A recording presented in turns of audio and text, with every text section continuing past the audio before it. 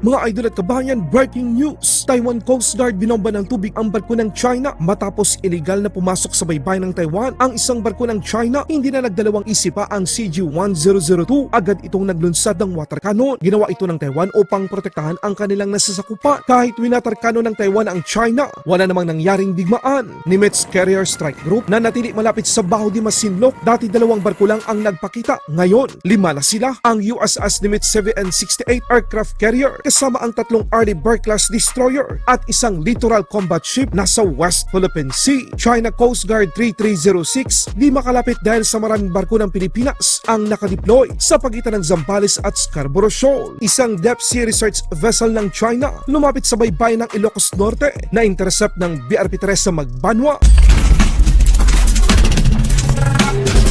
Taiwan Coast Guard ipinakita na kahit gaano man kalakas ang China, hindi ito dahilan upang matakot sila. Nilalabanan nito ang mga iligal na pagpasok ng mga barko ng China sa karagatang nasasakupan ng Taiwan. Isang barko ng Taiwan Coast Guard, binomba ng tubig ang barkong pandagat ng China. Makikita sa maikling video na ang CG-1002 ay naglunsad ng water cannon sa isang Chinese boat na sinubukang maglayag sa katubigang malapit sa Taiwan. Makikita rin ang isang Taiwanese Coast Guard na nagbibigay ito ng babala sa barko ng China na umalis ito sa kanilang nasasakupan. Ayon sa uploader ng nasabing video sa social media na X, ito ay isang halimbawa kung paano makitungo sa isang bully na bansa. Daanin mo sila sa lingwaheng mas naiintindihan ng China. Kung kayo ang tatanungin mga kabayan, sang-ayon ba kayo sa taktika na ginawa ng Taiwan laban sa illegal na barko ng China?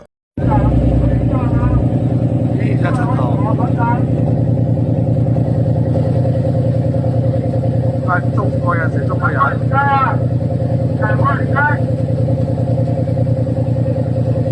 我嘞。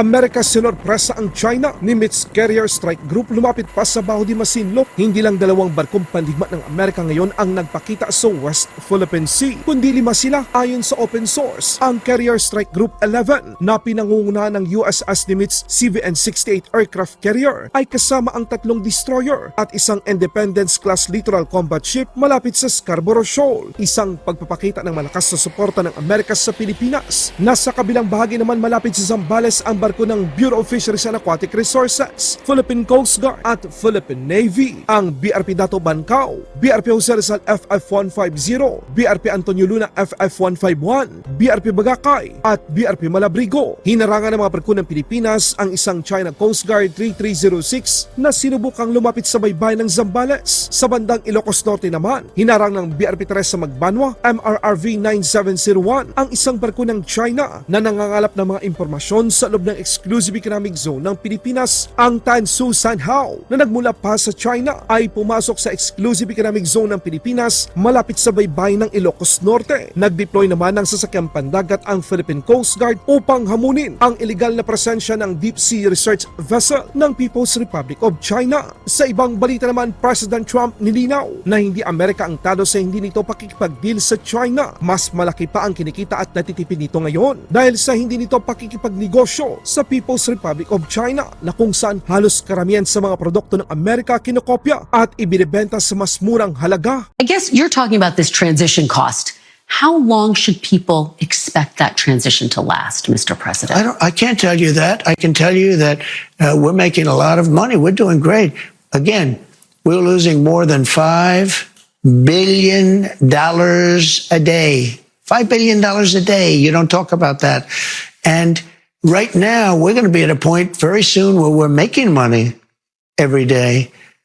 Look, How soon? we were losing hundreds of billions of dollars with China. Now we're essentially not doing business with China. Therefore, we're saving hundreds of billions of dollars. Very simple. You take me to my next question, which is... Hello, everybody. Good evening, sir. Any plans to speak with President Xi this week? No plans to speak to him, but China and our people are talking about different things. Yeah. Sir, every country, almost without fail, friend and foe, has been ripping us off for years. So we're meeting with almost all of them, including China. And at the end, I'm setting the deal. They keep saying, when are you going to, this is not like a big deal that's going to be signed. In some cases, we'll sign. Well, we don't have to have that. I'm going to be setting the deal. I'll be setting a tariff.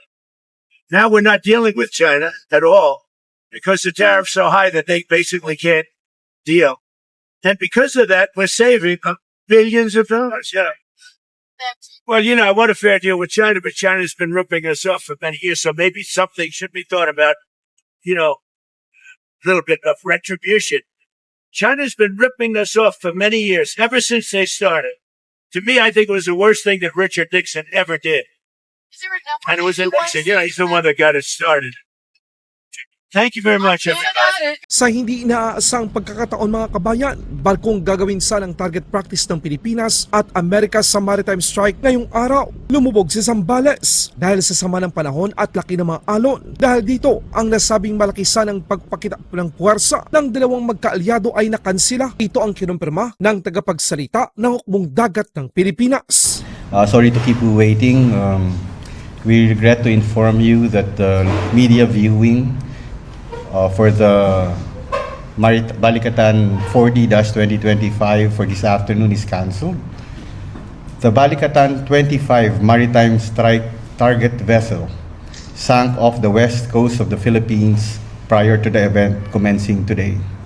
The decommissioned vessel, BRP Miguel Malvar, PS-19, took on water while being positioned approximately 30 nautical miles west of San Antonio, Zambales, Philippines, before sinking at 7:20 a.m. at its intended location for the maritime strike. No personnel were injured. Prior to the towing of the target vessel to the operational area, BRP Miguel Malvar underwent environmental cleaning and preparation for the maritime strike. As is common, the vessel was selected because it exceeded its service life and was no longer suitable for normal naval operations.